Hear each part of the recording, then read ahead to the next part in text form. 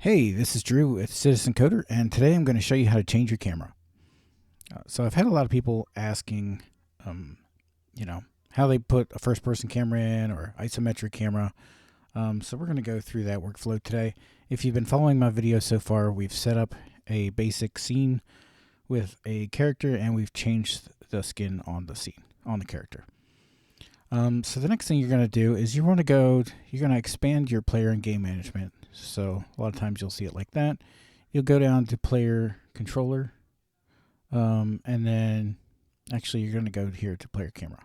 So you're going to click on player camera, and then you're going to come over here to the inspector, and then you're going to scroll down. You're going to scroll way down. And what you're looking for is this locked camera prefabs list. So that may be hidden behind the button. So if it is, just click the button, and it'll show you the current camera prefabs. So there's a whole bunch of cameras that you could use for different things. There's your top-down. Your fixed camera can be kind of modified for various things. Isometric, 2.5D, which is sort of like a side-scrolling thing. And then isometric, point and click. So we're going to do this isometric here. So we're going to hit add, and that's going to add a locked camera system, isometric, into our hierarchy. Okay.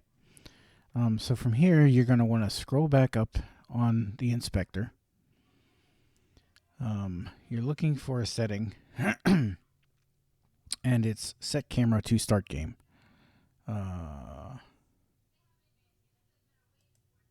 Okay, so you're going to check that box. Excuse me. Sorry about that. So you're going to check that box, and that's going to give you the rest that you need. So if you notice in player for view, it says none. Okay, so what we're going to do is we're going to go back over here to the hierarchy, and we're going to grab your player controller.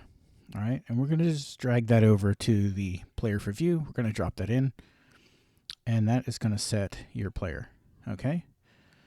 All right, great. So that should just about cover it. So let's hit the play button, test it out. Waiting on Unity. Okay, awesome. So you can see the cameras turned properly. Looks fairly isometric. If you notice, my skin or my texture on my player have gone pink. That's not because there's a missing texture. So if you notice back when the game is turned off, the textures are all there. So what that means is that it's probably being culled, which is a way the engine kind of hides things or makes them harder to see from further out. So what we're going to do is we're going to actually turn off culling. We don't need it for this camera. If you need it for something else, if you're doing a third person or first person, you probably want culling on. And that'll just make sure that it's not rendering stuff from really far away. But because this is isometric, you're probably not going to need that. Okay, so let's see.